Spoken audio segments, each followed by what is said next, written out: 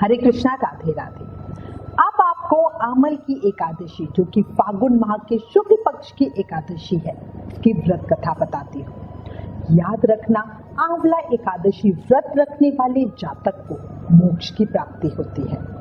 आंवला एकादशी पर आमल एकादशी व्रत कथा का पाठ करने से श्री लक्ष्मी नारायण भगवान हमें मनचाहा वरदान देते हैं।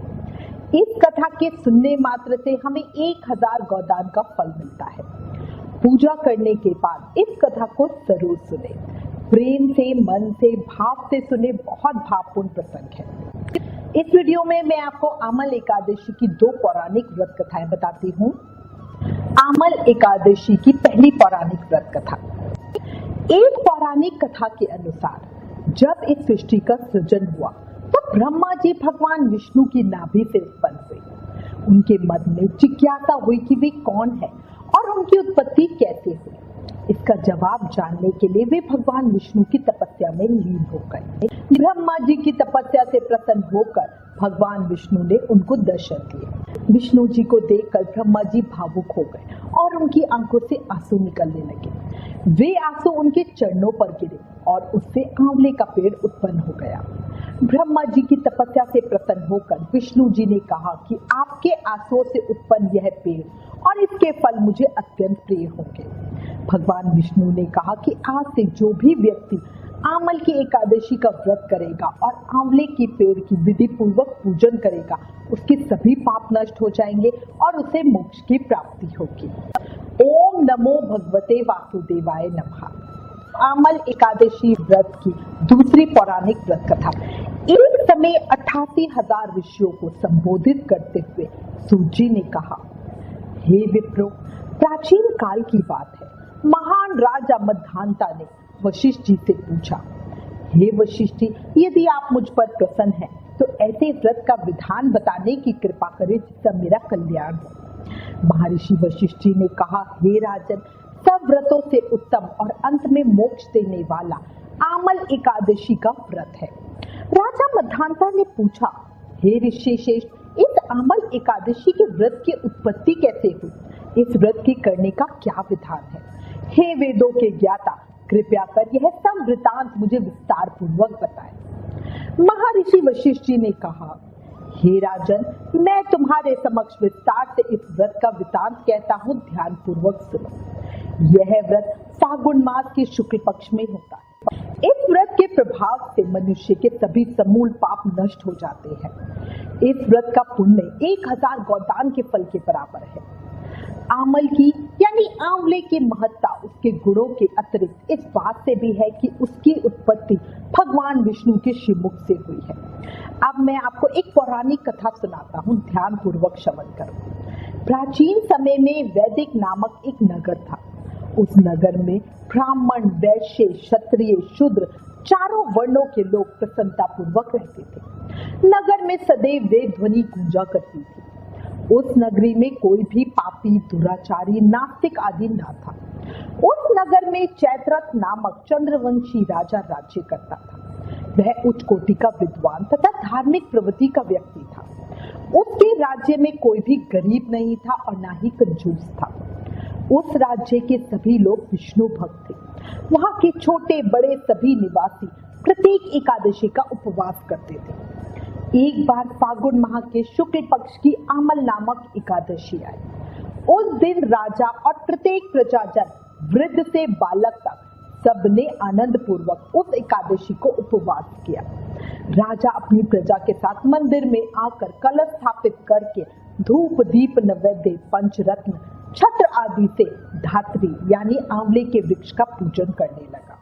वे सब धात्री यानी आंवले की इस प्रकार स्तुति करते हुए कहने लगे, हे धात्री, आप ब्रह्म स्वरूप है, आप ब्रह्मा जी द्वारा उत्पन्न हो और सभी पापों को नष्ट करने वाले हो। आपको नमस्कार है, कृपया आप मेरा अर्थ स्वीकार करें। आप श्री रामचंद्र जी के द्वारा सम्मानित है।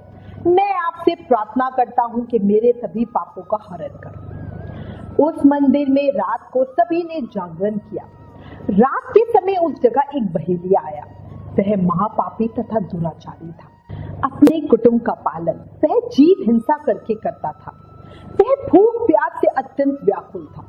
वो जंगल में शिकार के लिए गया था, पर रास्ता भटक गया और पिछले दिन से उसी जंगल में भूखा प्यासा भटक रहा था। एकादशी की शाम को वो भोजन पाने की इच्छा से मंदिर के एक कोने में जाकर बैठ गया। उस जगह बैठकर वह भगवान विष्णु की कथा तथा एकादशी महत्म सुनने लगा। उसे लगा कथा के बाद भोजन मिलेगा, पर कथा के बाद भजन कीर्तन शुरू हुआ और वो बहेलिया वहीं बैठा रहा। उसने सारी रात अन्य लोगों के साथ जागरण कर व्यतीत की। प्रातःकाल सभी लोग अपने अपने घर चले गए। इस प्रकार वो बहेलिया भी अपने घर चला गया और वहां जाकर भोजन किया। कुछ समय बीतने के पश्चात उस बहेलिये की मृत्यु हो गई। उसने जीव हिंसा की थी, इस कारण वो घोर नरक का भागी था।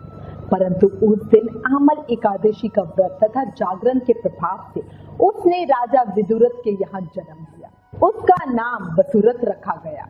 बड़ा होने पर वह चतुरंगणी सेना सहित तथा धन धान्य से युक्त होकर 10 सहस्त्र ग्रामों का संचालन करने लगा। वह तेज में सूर्य के समान, क्रांति में चंद्रमा के समान, वीरता में भगवान विष्णु के समान तथा क्षमा में पृथ्वी के समान था। वह अत्यंत धार्मिक, सत्यवादी, कर्मवीर और भगवान विष्णु का परम भक्त था। वह प्रजा का समान भाव से पालन करता था। दान देना उसका नित्य कर्म था। एक बार राजा वसुरथ शिकार खेलने के लिए गया। दैव योग से वन में वह रास्ता भटक गया और दिशा का ज्ञान न होने के कारण उसी वन में एक वृक्ष के नीचे बैठ गया। बैठा बैठा सो गया। कुछ समय पश्चात पहाड़ी डाकू वहां पर आए और राजा को अकेला देखकर मारो मारो चिल्लाते हुए राजा वसुरथ की ओर दौड़े। वे डाकू कहने लगे कि इस दुष्ट राजा ने हमारे माता पिता, पुत्र पौत्र आदि समस्त संबंधियों को मारा है तथा हमें देश से निकाल दिया। अब हमें इसे मारकर अपने अपमान का बदला लेना चाहिए। इतना कहकर वे डाकू राजा को मारने लगे और उस पर अस्त्र शस्त्र का प्रहार करने लगे। उन डाकुओं के अस्त्र शस्त्र राजा के शरीर पर लगते ही नष्ट हो जाते और राजा को पुष्पों के समान प्रतीत होते। कुछ देर बाद प्रभु इच्छा से उन डाकुओं के अस्त्र शस्त्र उन्हीं पर वापस प्रहार करने लगे, जिससे वे सभी मूर्छित हो गए। उसी समय राजा के शरीर से एक दिव्य देवी प्रकट हुई। वह देवी अत्यंत सुंदर थी तथा सुंदर वस्त्रों तथा आभूषणों से अलंकृत थी। उसकी आंखों से क्रोध की भीषण लपटें निकल रही थी। उस समय वह देवी काल के समान प्रतीत हो रही थी। उसने देखते ही देखते उन सभी डाकुओं का समूल नष्ट कर दिया। नींद से जागने पर राजा ने वहां अनेक डाकुओं को मृत देखा। वह सोचने लगा, किसने इन्हें मारा है? इस वन में कौन मेरा हितैषी रहता है?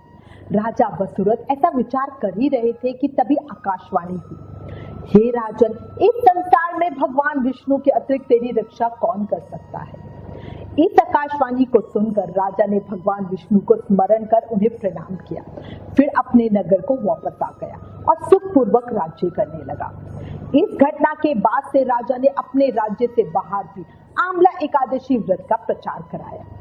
महर्षि वशिष्ठ जी ने कहा, हे राजन, यह सब आमल की एकादशी के व्रत का प्रभाव था। जो मनुष्य एक भी आमल की एकादशी का व्रत करता है वह प्रत्येक कार्य में सफल होता है और अंत में वैकुंठ धाम को पाता है। एकादशी व्रत कथा समाप्त। ओम नमो भगवते वासुदेवाय नमः। ओम नमो नारायणाय नमः।